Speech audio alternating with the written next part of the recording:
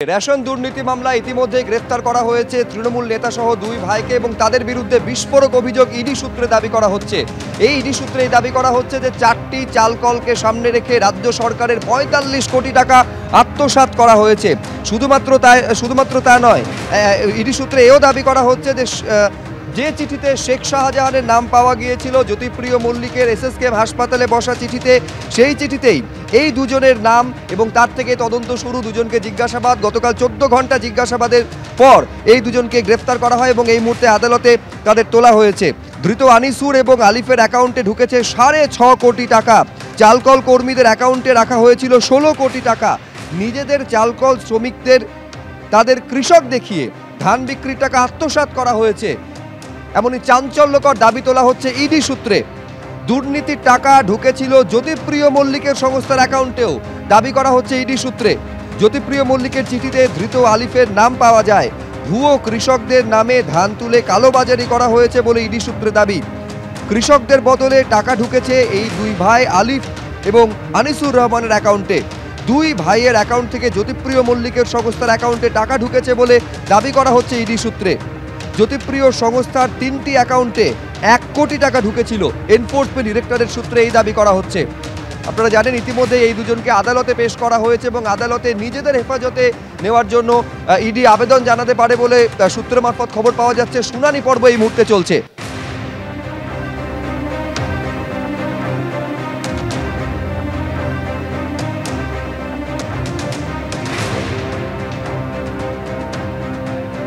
এই রেশন দুর্নীতিতে আপনারা জানেন যে প্রাক্তন খাদ্যমন্ত্রী জ্যোতিপ্রিয় মল্লিককে গ্রেফতার করা হয়েছে শঙ্কর আড্ডকে। বাকিবুর রহমান প্রথম গ্রেপ্তারি রেশন দুর্নীতি মামলায়, এবং বাকিবুর রহমানের সঙ্গে জ্যোতিপ্রিয় মল্লিকের ঘনিষ্ঠতার অভিযোগ সামনে আসে। তারপর জ্যোতিপ্রিয় মল্লিকের গ্রেফতারি, শঙ্কর আড্ডর গ্রেফতারি এবং তারপর এই দুই ভাই আনিসুর রহমান এবং আলিফ নূর, যাদের গ্রেফতার করে এই মুহূর্তে আদালতে পেশ করেছে এনফোর্সমেন্ট ডিরেক্টরেট।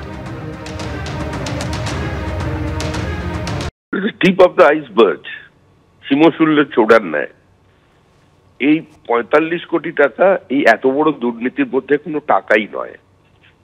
যদি ঠিক করে টাকার অঙ্কে হিসাব করা যায় তাহলে পশ্চিমবঙ্গের এই রেশন দুর্নীতি সারা ভারতবর্ষে ইদানিংকালে যত দুর্নীতির অঙ্ক শোনা গিয়েছিল তার সমস্তকে ছাপিয়ে যাবে।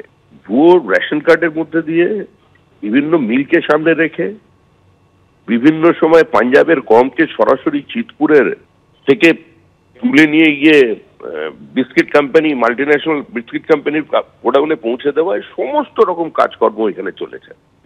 তো সেখানে 2-1 জন নিচু তলার লোককে গ্রেপ্তার করলে আর কতদিন মানুষের উৎসাহ থাকবে?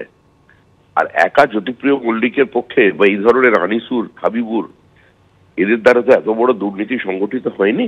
এটা প্রাতিষ্ঠানিক দুর্নীতি। তৃণমূলের ওপর তলার সমর্থন না থাকলে এত বড় দুর্নীতিকে 12 বছর ধরে টেনে নিয়ে যাওয়া যায় না। দেখুন, এইসব এরা হচ্ছে তো দাবার বোরে।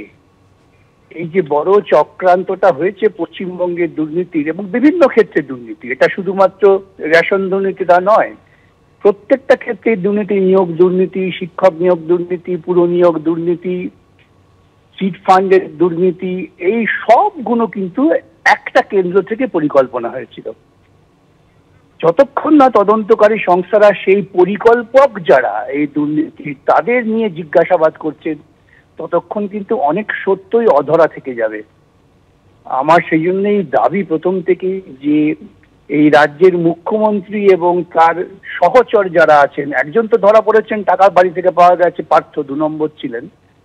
এখন এই মুখ্যমন্ত্রীর আশেপাশের যারা পরামর্শদাতা, প্রত্যেককে হেফাজতে নিয়ে জিজ্ঞাসাবাদ করলে আরো বড় দুর্নীতির সূত্র খুঁজে পাওয়া যাবে এবং পশ্চিমবঙ্গকে কিভাবে সর্বনাশ করা হয়েছে এটাও প্রকাশিত হবে। ফলে বুঝতে পারছেন যে একযোগে শাসক দলকে নিশানা করছে বিরোধীরা, যেভাবে দুর্নীতি সামনে আসছে, দুর্নীতির বহর যেভাবে বাড়ছে প্রতিনিয়ত। শাসক দলের কি প্রতিক্রিয়া, ডক্টর শান্তনু সেন কি বলছেন দেখুন। প্রথমত আবার বলি, Trinamool Congress zero tolerance two corruption শুধু মুখে বলে না, কাজেও করে দেখায়। সেই জন্য তৃণমূল কংগ্রেসের প্রশাসনও অন্যায়ের সাথে যুক্ত থাকা তৃণমূলের নেতাকর্মীদেরও রেয়াই দেয় না, তাদের বিরুদ্ধেও প্রশাসনিক ব্যবস্থা নেয়। কিন্তু ইডির কথা যদি বলেন, বিজেপির শাখা সংগঠনে পরিণত হওয়া ইডি তারা যে নিরপেক্ষ নয়, তারা যে বিজেপির দুর্নীতিগ্রস্ত নেতাদের বিরুদ্ধে তদন্ত করে না, বা তদন্ত চলাকালীন কোনো দুর্নীতিগ্রস্ত মানুষ বিজেপিতে যোগদান করলে তাদের বিরুদ্ধে তদন্ত বন্ধ করে দেয়, এটা সারা দেশ জুড়ে প্রমাণিত সত্য। আর যারা দুর্নীতির কথা বলছেন তাদেরকে সবার আগে প্রশ্ন করুন, 24 লক্ষ ছাত্রছাত্রীর ভবিষ্যৎ নিয়ে হাজার হাজার কোটি টাকার যারা দুর্নীতি করলো, বিজেপির রাজ্য সভাপতি জেপি নাড্ডা কি হিম্মত আছে যে ধর্মেন্দ্র প্রধানের বিরুদ্ধে মুখ খুলবেন, বা বিজেপির প্রশাসনের কি হিম্মত আছে ধর্মেন্দ্র প্রধানের বিরুদ্ধে ব্যবস্থা নেবেন?